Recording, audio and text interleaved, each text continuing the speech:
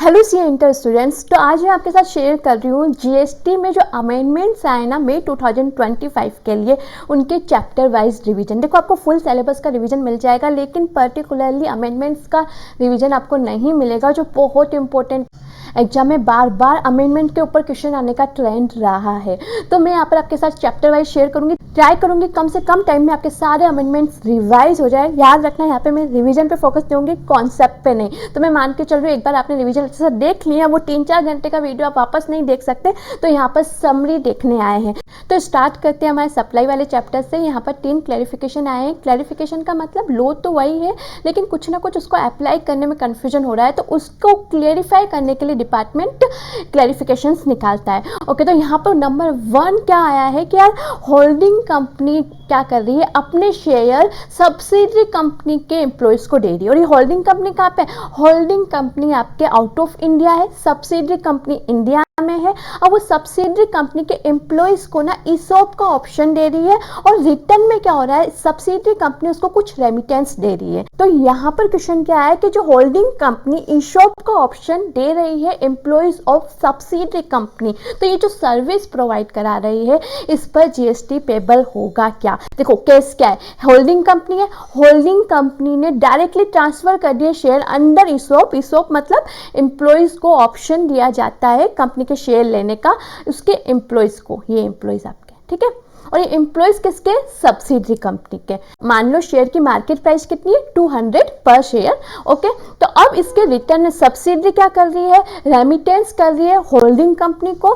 इस रेमिटेंस में 2 केस हम लेके चल रहे हैं। नंबर 1 केस क्या, 200 रुपये का शेयर होल्डिंग कंपनी ने सब्सिडरी के एम्प्लॉयज़ को दिया, तो सब्सिडरी ओनली 200 रुपये वहाँ पर ट्रांसफर कर दिए। दूसरा केस, आपकी जो सब्सिडरी कह रही है कि यार 200 रुपये तो शेयर के आप ले लो, प्लस थोड़ी फीस भी ले लो, क्योंकि आप हमारे एम्प्लॉयज़ को ईसॉप की फैसिलिटी दे रहे हो। ये 2 केस हो रहे हैं। तो यहाँ पे क्लेरिफिकेशन क्या आया, नंबर 1 थिंग कि जो ईसॉप है ना, वो पार्ट ऑफ अ सैलरी है, और आपका शेड्यूल 3 का पैरा 1 क्या कहता है कि जो सैलरी है ना, वो आपके नहीं आएगी सप्लाई में। सेकंड केस क्या कहा गया कि यहाँ पर होल्डिंग कंपनी आपके एम्प्लॉयज़ को शेयर सिक्योरिटी इशू करी, और शेयर और सिक्योरिटी ना तो गुड्स से ना ही सर्विसेज से।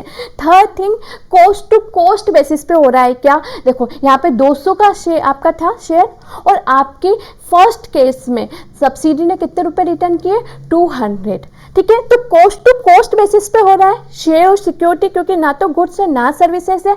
एंड थर्ड थिंग, क्योंकि ये सैलरी का पार्ट है, तो यहाँ पर जीएसटी पेबल नहीं होगा केस 1 में। क्या 3 पॉइंट आपको एग्जाम में लिखने हैं? नंबर 1, सैलरी आपके सप्लाई नहीं मानी जाती है, किसके according, para 1 of schedule 3। Security ना तो आपके गुड्स है ना सर्विसेज है। And third, cost to cost basis पर है, यानी जितने का शेयर वापस से आपकी सब्सिडी उतना ही रिटर्न कर रही है। लेकिन सेकंड केस, अगर सब्सिडी उस शेयर के साथ कुछ एडिशनल अमाउंट भी ट्रांसफर कर रही है, यानी कोई फीस दे रही है, तो जो एडिशनल अमाउंट है ना, यहाँ पे देखो केस नंबर 2 में ये फीस जो दे रहे हैं ना, फॉर फैसिलिटेटेड ट्रांजेक्शन, इस फीस को सप्लाई मान लिया जाएगा और इसके ऊपर टैक्स लगेगा। तो आपको 4 पॉइंट लिखने हैं क्लैरिफिकेशन इसके ऊपर। अगर पूरा क्वेश्चन बन गया तो 4 पॉइंट्स आपको लिखने हैं। नंबर 1 कि ये एम्प्लॉय का रिमनरेशन है, not a supply as per para 1 of schedule 3।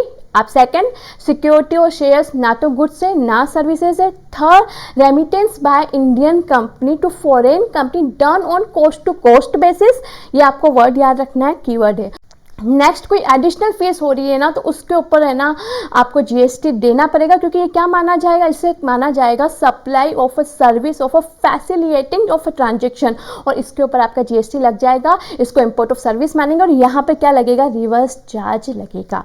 Clarification 1 complete. Clarification 2 क्या कह रहा है कि देखो, जो आपकी इंश्योरेंस कंपनी आपका इंश्योरेंस करती है, और मान लो आपके व्हीकल डैमेज हो गया, और आप इंश्योरेंस कंपनी के पास गए कि भाई मुझे क्लेम दो, और इंश्योरेंस कंपनी ने कहा मान लो तुम्हारा क्लेम बन रहा है 20,000 रुपये का, लेकिन देखो ना तुम्हारा जो डैमेज पार्ट हुआ है उसको भी तो तुम मार्केट में जाके बेचोगे, उसका भी तो तुम्हें रिटर्न कुछ मिलेगा, तो मान लो उसका तुमको 4,000 मिल जाएगा, तो हम तुम्हें नेट बेसिस पे ना 16,000 रुपये दे देते हैं। अगर इंश्योरेंस कंपनी ऐसी बातें करती है ना, तो देखो यहाँ पर क्या होगा, सैल्वेज वैल्यू को सप्लाई कंसीडर नहीं करेंगे, क्योंकि यहाँ पे कंफ्यूजन चल रहा था। 2 केस होते हैं, इंश्योरेंस कंपनी 2 चीज़ें करती है।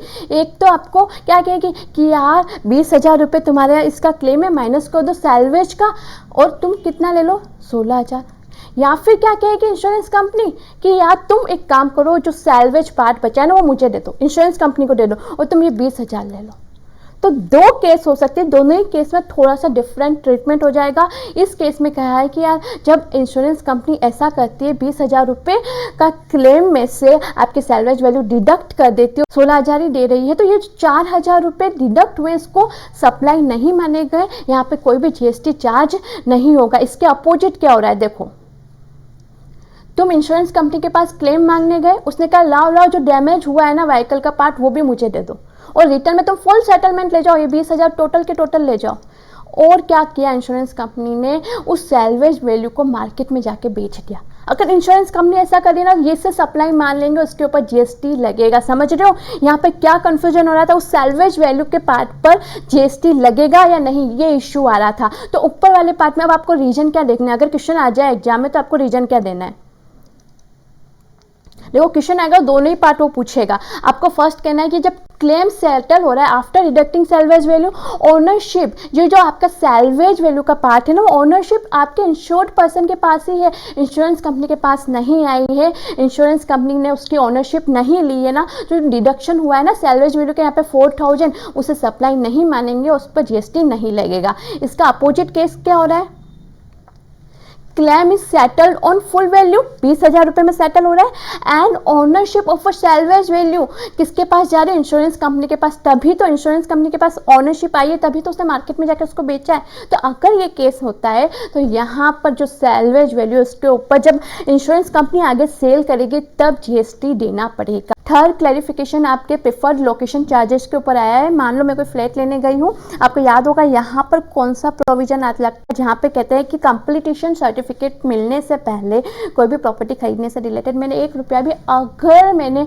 दिया है, ट्रांसफ़र किया है, तो वो सर्विस मान लिया जाएगा, उस पर आपके सप्लाई मानकर चार्जेस जीएसटी का लगेगा। थोड़ा बहुत याद आ रहा हो तो एक बार वहाँ पे देख लेना कि मतलब जब कोई फ्लैट वगैरह या फिर कोई रेसिडेंशियल प्रॉपर्टी खरीदने जाती हो तो वहाँ पे पूरा डिटेल में आपको दिया हुआ है। उसी प्रोविजन से रिलेटेड है कि वहाँ पे मैं रेसिडेंशियल प्रॉपर्टी के साथ एक्स्ट्रा पे कर रही हूँ प्रिफर्ड लोकेशन के लिए कि यार मेरी बालकनी से पार्क दिखना चाहिए, या फिर मेरी बालकनी से व्यू अच्छा आना चाहिए, या फिर मुझे सनराइज दिखना चाहिए मेरी बालकनी से। ऐसे कोई प्रिफर्ड लोकेशन के लिए मैं मांग करती हूँ और उसके लिए ब्रोकर मुझसे एडिशनल अमाउंट लेता है। मान लो 40 लाख तो फ्लैट के थे, प्लस 4 लाख रुपए उसने मुझसे प्रिफर्ड लोकेशन के लिए, यानी टोटल 44 लाख रुपीज़ वो मुझसे ले रहा है। तो यहाँ पे क्या कहा कि जो 4 लाख एक्स्ट्रा लिए ना वो integral part of A supply माना जाएगा, इसको कंपोजिट सप्लाई मान लेंगे और ये नॉर्मली बंडल है तो इस पर सेम टैक्स ट्रीटमेंट लगेगा एज अ मेन सप्लाई। तो आई होप ये जीएसटी की अमेंडमेंट की समरी आपको हेल्प करेगी आपके स्टडी में।